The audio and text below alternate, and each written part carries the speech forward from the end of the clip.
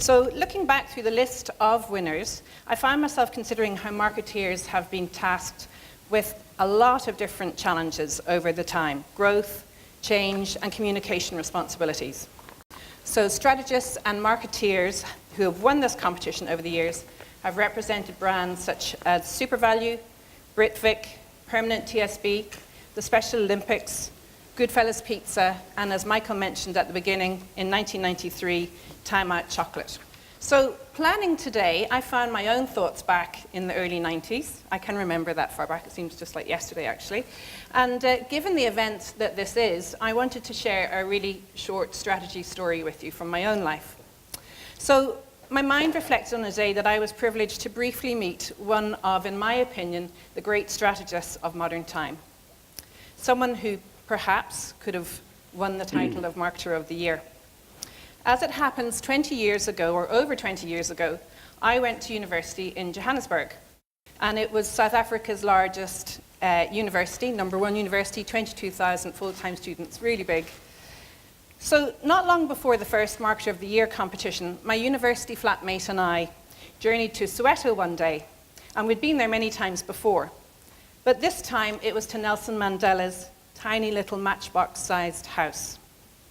We went to join the crowds welcoming him home after 27 years in prison.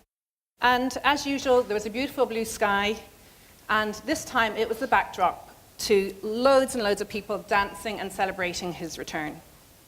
So it was very much to my surprise then when Nelson Mandela came over to myself and Kate. He took our hands in his and he said, "Thank you for coming to welcome me home." And in retrospect, I realized that was no accident. Mandela saw a couple of light-skinned faces in the crowd, and he knew the power of building really powerful relationships. A couple of years later, as is retold through the film Invictus, Nelson Mandela used strategic tactics during the Rugby World Cup of 1995, while the eyes of the world were watching. He used that opportunity to stand shoulder to shoulder with the South African team, who incidentally, that sport in South Africa at the time had been known as the sport of the oppressors. So the image of him and Francois Pienaar in matching rugby jerseys, shaking hands, spoke volumes. It was incredibly powerful at launching to the world the symbol of the new South Africa, a country of reconciliation. And like winners of this competition, as a strategist, Mandela had made courageous decisions. He had anticipated reactions, challenged the status quo to build new positioning, and used authentic actions to create impact. So you might be wondering, why is this story so relevant? So as a corporate members organisation for Ireland's top advertisers, part of what AAI can do for our members is to provide an opportunity for that all-important chance to shake hands and start powerful relationships.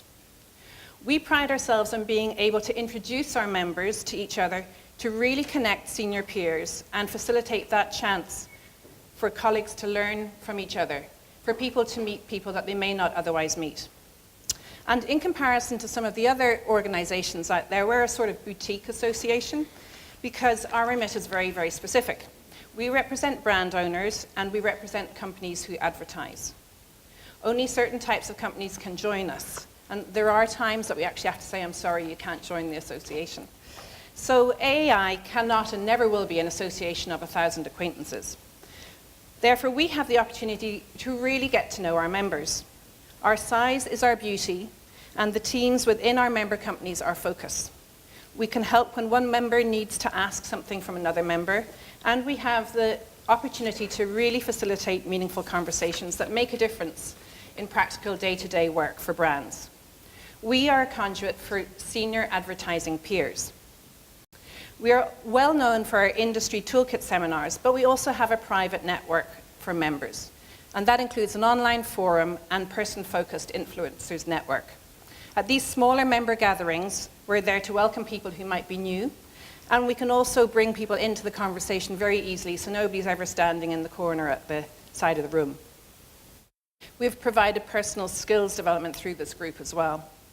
Currently, I'm visiting members to hear what they want to gain out of their membership in 2018, and there are a lot of interesting ideas coming out of my visit so far about these member-only interactions.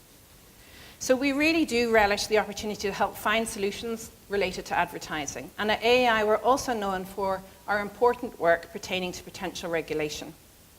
We keep members abreast of regulatory changes and provide early warnings of issues from Europe and closer to home. AAI has built strong relationships across the board with public affairs groups, peers, government, local and international industry bodies. And by participating in working groups, committees, and high-profile dialogue, we share the views of our member companies in policy discussion. So through us, AAI members have a seat at that important table to shape the future of advertising and to maintain the capacity of meaningful and responsible corporate communications. So in concluding and reflecting back on that image of the meaningful handshake from Mandela, it was, of course, more than just a handshake. It was about taking the opportunities that arise to really build powerful relationships. It was about saying, let's work together, and about demonstrating that we can make a difference.